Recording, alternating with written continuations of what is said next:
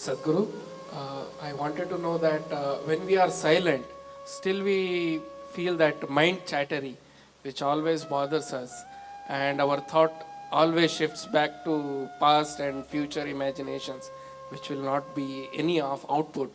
How to get rid of it? You want to stop your mind?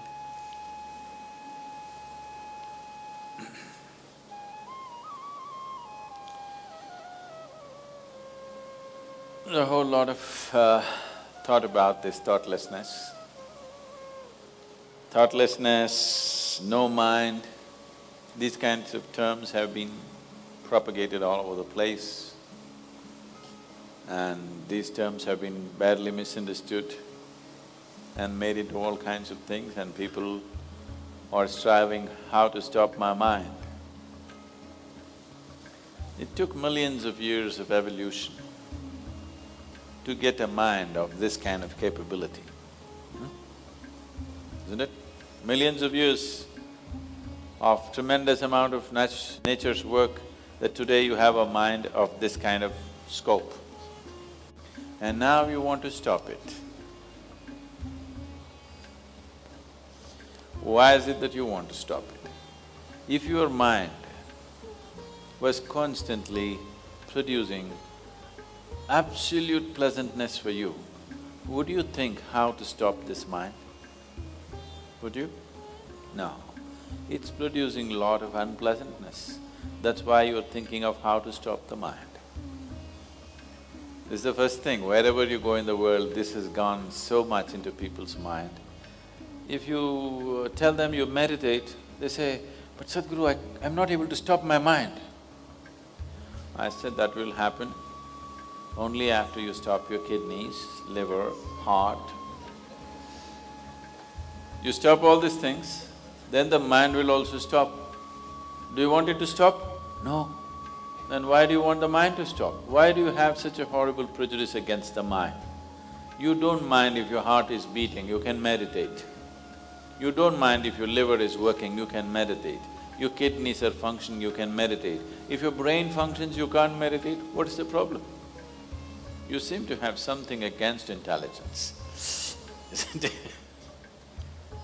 This is the conspiracy of the stupid against human intelligence, that to meditate means your brain must be frozen. No. You don't have to freeze your brain. We were looking at this yesterday itself. We will initiate you into Shambhavi. It's a simple process. There are many ways to do it, this is one simple way. But it's a powerful process. If you sit here, you will see your body is here, your mind is somewhere, who you are is somewhere else. Once there is a space between you and the mind, then what the mind is not doing, what the mind is doing is not even an issue. It is like you're stuck in the traffic jam. You're struggling through the traffic. That's one experience. Suppose you're either standing on Chamundi Hill or you're floating in a hot air balloon and look down at all the traffic. Very peacefully, traffic. Why? There's a distance, isn't it? When you're in it, traffic is a different experience. From really high up there, sitting in a hot air balloon, you look down, you can't even hear the sounds. Looks wonderful, traffic, isn't it? Yes or no? Because there's a distance. So once there's a distance between you and your mind's activity, mind is not a problem. Mind is a miracle, it is not a problem. And anyway, if thoughts are going continuously, if you're having a mental diarrhea, obviously you ate some bad food, isn't it? Yes. If you're having a physical diarrhea, you ate some bad food, isn't it? If you're having a mental diarrhea, you are obviously consumed something wrong. What this wrong thing could be is, the moment you identify yourself with something that you're not, then you're finished. Your mind is a continuous runs. There is no other way. Do what you want, try as hard as you want, it is not going to stop. If you do not identify yourself with anything that you are not, you know how to be with everything, you know how to use everything, but you're not identified with it, then you will see if you sit here, simply mind will be like this. You want to use it, you can use it, otherwise it'll be like this. Right now your hands are like this, or you're holding it tied up because it'll go all over, is it? No. You can keep it like this. You can keep it like this, you can keep it like this. When you want to use it, you can use it. So it's a useful instrument. Suppose your hands become like this. You know, some people have become like this. Yes or no? If it becomes like this, you will become ridiculous, isn't it? If it happens to your mind, also you're equally ridiculous. It is just that you are living in the comfort that nobody else can see it. But people can see it. They watch you closely enough, they can see it, isn't it? And whether they can see it or not, that's not the point.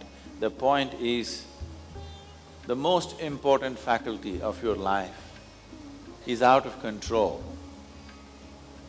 Doesn't matter whether they can see it or not, that's not the issue. The issue is, the most important faculty in your life is out of control, doing its own rubbish all the time, not doing what you want it to do. So, if you have to be freed from this ailment, you should stop eating bad food.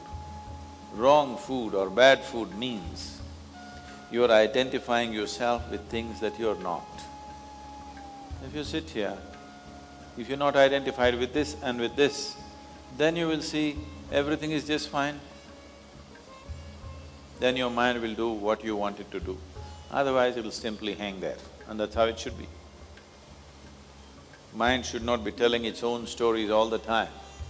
It should tell the story that you want it to tell, isn't it? Otherwise, it's quite a nuisance. What's the Sadhguru?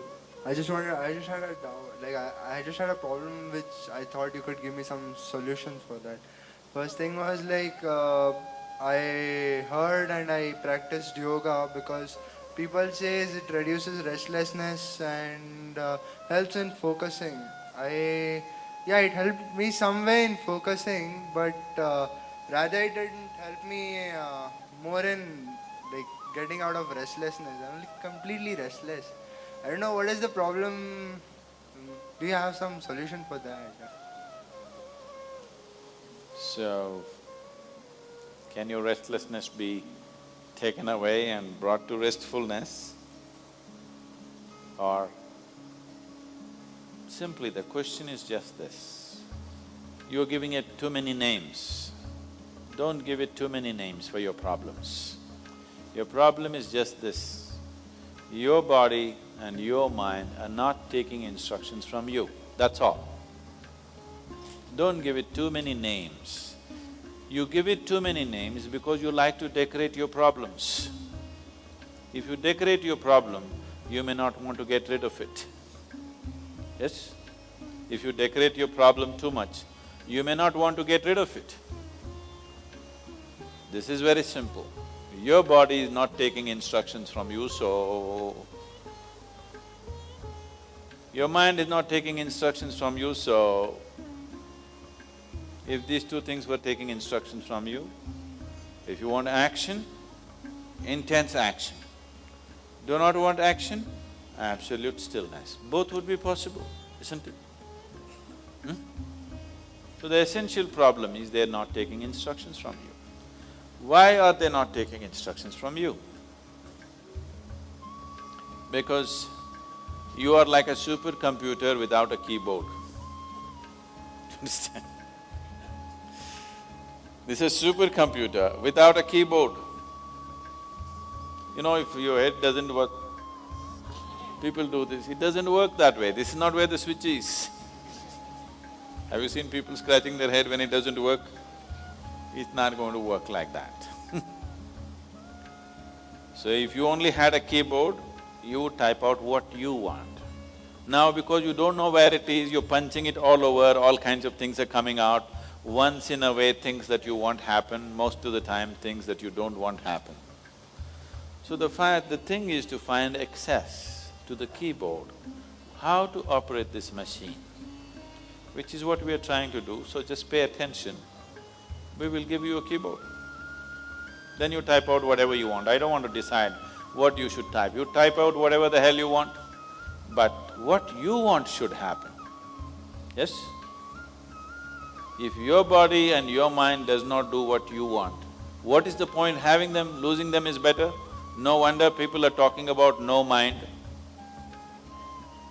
It's not far before, when it becomes very torturous, they will say to be or not to be. What they're saying is no body. Yes? When somebody says to be or not to be, what they're thinking of is a no-body state, isn't it? No body, no mind state will anyway come. Okay, don't ask for it, it will come anyway. Unasked, it will come and knock on your door one day. Till then, the thing is to use these two wonderful things that you have and see what you can do with this. So, it is just that. For one person, the keyboard may be touch mechanism. Or for one person, it's like this, just a verbal instruction, your phone works. You have a phone like that? With verbal instruction, it works. There is one, if you just lightly touch like this, it'll work. There's another one, if you do this, it'll work. There are some, you have to do that. Have you seen like a 1970s some espionage movie or a James Bond movie? They have a phone which is this big. Have you seen? Have you seen these things? This big phone. Bigger the phone, the longer it is going. That's what they meant to say in those movies. Big phone like this. Now only this much phone, hands-free, you can speak. Because technologies have improved. Accordingly, in each person, it may be different kind. One may just change by instruction, another needs light punching, another needs little more, another needs different kind of people. So, whether you need just 2 days yoga or 2 weeks yoga, 2 months yoga, 2 years yoga, we can decide that after 2 days are over. If 2 days are enough, fine, that's wonderful. If you need more, we must do more. But is it very, very important? Your body and your mind takes instructions from you and you alone and nobody but you. Yes or no? Very important, isn't it? We must do that. You cannot be as peaceful as a cow. Try as hard as you want. Yes? Can you? You cannot be. You may manage it, you eat, they're not serving today, but I think there's a restaurant open. You eat a lot of pongal, it does usually. You know why people in the south are so peaceful? You eat a lot of pongal. Very peaceful.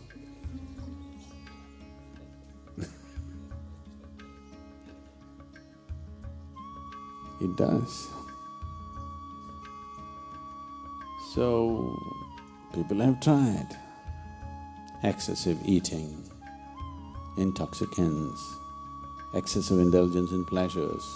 With all these things, they have tried to create some kind of peacefulness within themselves. You thought you got there, but next moment you know you're not there. Any number of times it's deceived you, isn't it? Yes? One Saturday evening, your whole family met, all of you had a wonderful dinner, you thought this is the height of the world. Everything is so wonderful, magical. Tomorrow morning you see,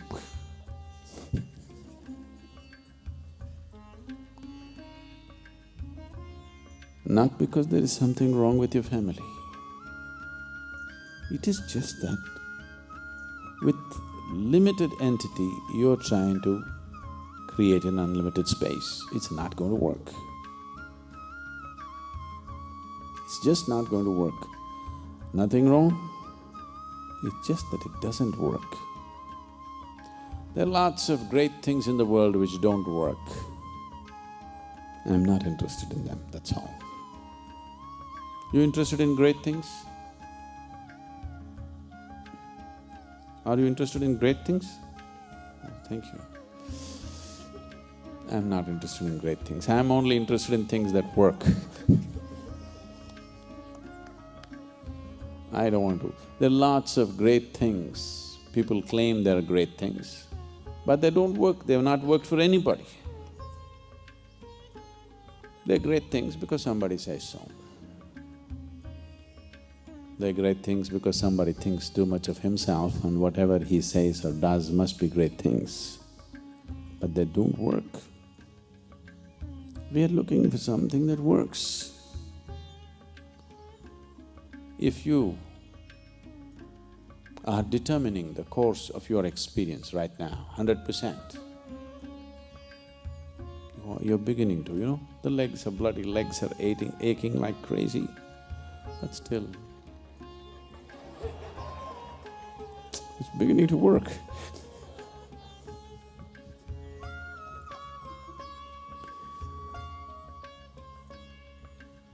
If you are determining the nature of your experience right now, 100%, let's say, we have to assume that. If you are, then would somebody have to tell you, please create a pleasant experience? Would somebody have to tell you?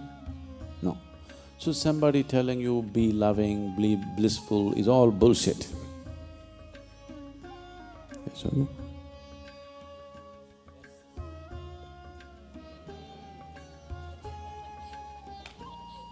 Because nobody need to tell you, be pleasant. The problem is you're not able to determine the nature of your experience, isn't it? Yes? The problem is you're unable to determine the nature of your experience for whatever reasons. If you could determine the nature of your experience, nobody has to tell you, be blissful, be loving, be happy, be this.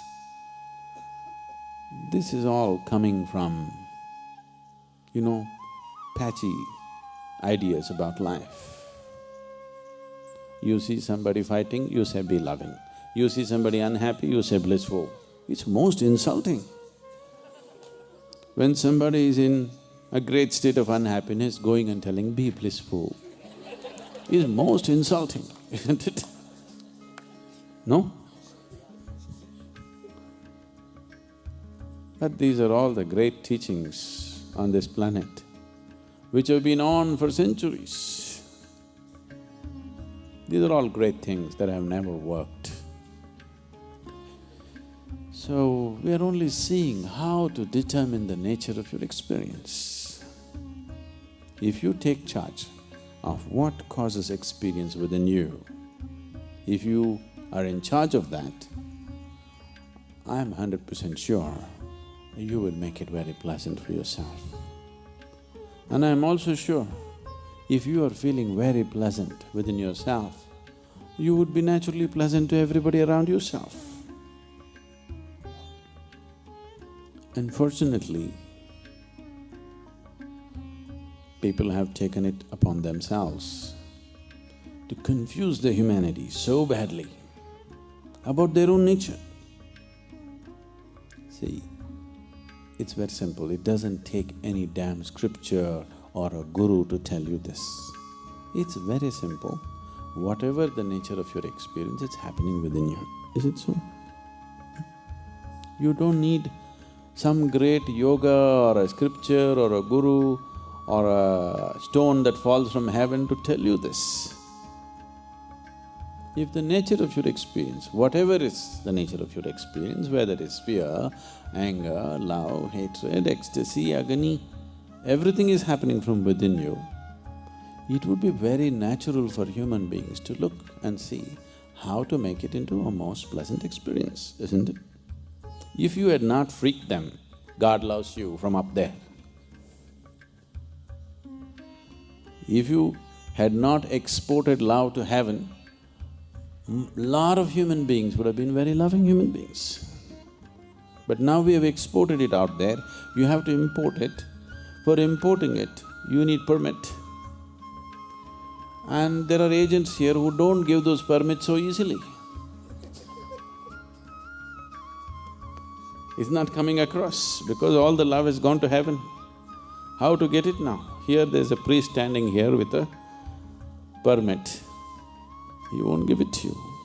Whether you want to experience blissfulness, whether you want to experience love, whether you want to experience ecstasy, whatever states of pleasantness human beings have known have come from within them. Is that so? So, there is no need to apply for any permit from anywhere. You just have to become willing to explore what this is, to bring this to the most pleasant state. Not because it's a virtue. Love is not a virtue. Bliss is not a virtue. To be pleasant is not a virtue. It's just that is the way you long to be, isn't it? It is not that if you're loving, you'll go to heaven. It is not that if you're ecstatic, you'll go to heaven. It is just that if you're loving and ecstatic, you don't need a damn heaven. People who've made a hell out of themselves want to go to heaven. People who've made a heaven out of themselves, where do they want to go? Wherever the hell they go, they don't care. So, it's very, very important. If you want to ensure… Is the volume correct? If you want to ensure that the sounds that this one produces is good, the more you know about this whole mechanism, the better sound you produce, isn't it so? Sometimes by chance it may happen, that's different. But the more you know about it, the better it is. If you are a sound engineer, you produce good sound. So if you are an inner engineer, then you make this the way you want. That's all it takes. It doesn't need anything.